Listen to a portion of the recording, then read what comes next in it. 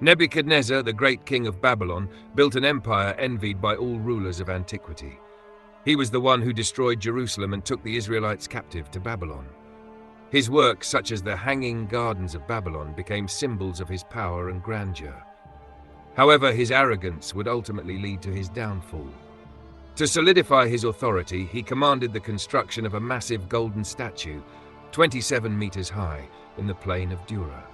All the peoples of the empire were ordered to bow down to it as soon as they heard the sound of trumpets, harps, and drums. The command was absolute.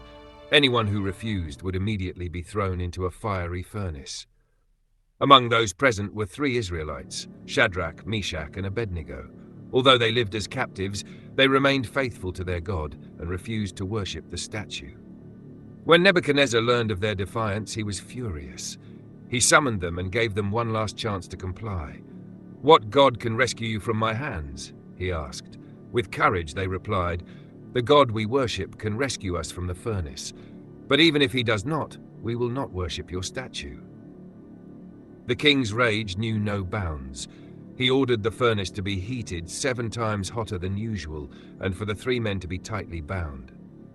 The strongest soldiers in Babylon threw them into the flames, but the fire was so intense that it killed the soldiers who approached it. However, while the 3 Israelites were in the fire, Nebuchadnezzar saw something astonishing. Instead of 3 bound men burning, he saw 4 men walking freely within the flames.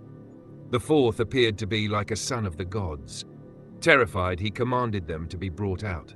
To everyone's amazement, they emerged without a single burn, not even the smell of fire on their clothing or hair.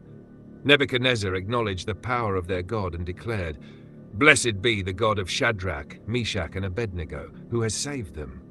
From that moment, he decreed that anyone speaking against their God would be severely punished. Yet despite this recognition, his arrogance persisted.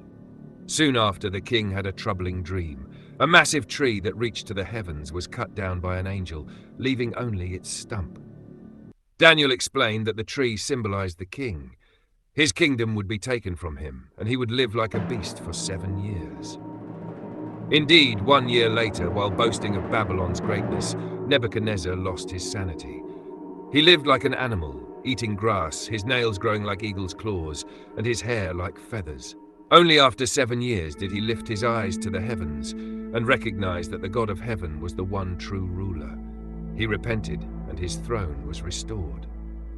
The story of Nebuchadnezzar remains a timeless warning about the dangers of arrogance and a testament to the power of faith and humility.